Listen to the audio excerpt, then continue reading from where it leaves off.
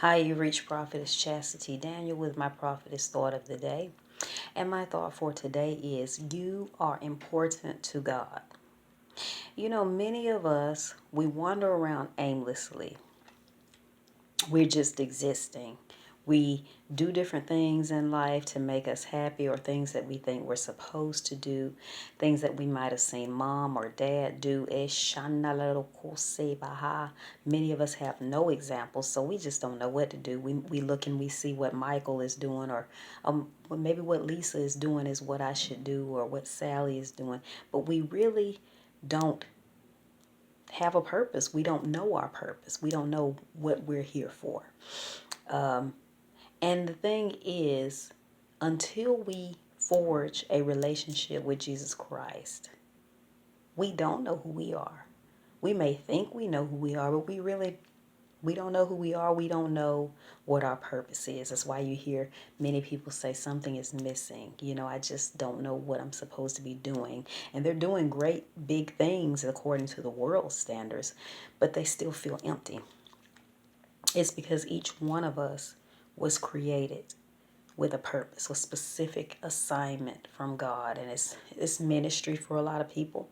But your ministry may be in owning a tire shop. Your ministry may be being a cashier at Walmart. Your ministry may be a daycare worker or owner. So each purpose is to glorify God. Yes, wherever you are, if you're walking in purpose, you're glorifying God, because we were created to worship Him.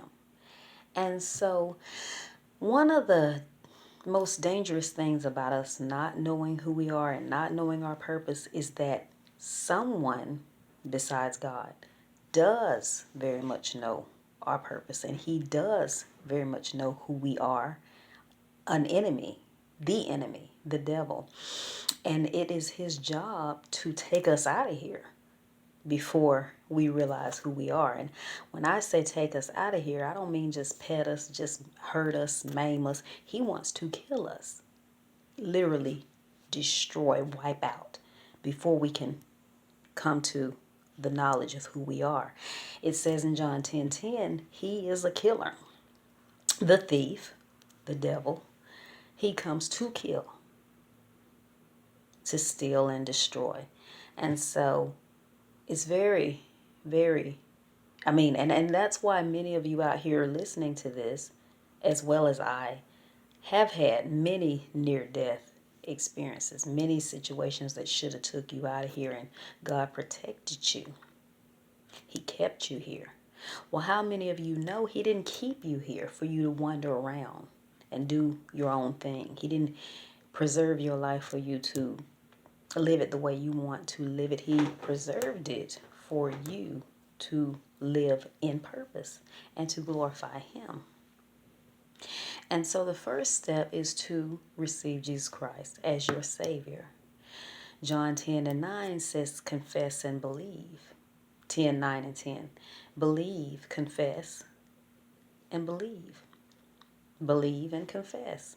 It's that simple. You know, religious people try to make it hard, but it's that simple. And then regeneration begins as you are in Him and you're spending time in prayer. And my prayer for you today is, if that you have already received Jesus Christ, or you haven't, that God will connect you to the right people, ministry people, covering, kingdom people, who will guide you into purpose, into what you're here for, which glorifies God. Because you are important to God. Many of you have been through so many things at an early age. Like I said, many have parents, don't have parents, have horrible parents, or a parent. Whatever, you bounce from orphanage to group home to juvenile jail to this, etc., etc. And you're just existing. But please know you are important to God. And no matter how old you are, if you're listening, if you're 50 years old, it is never too late to walk in purpose, which glorifies God, because you are important to God. Have a blessed day.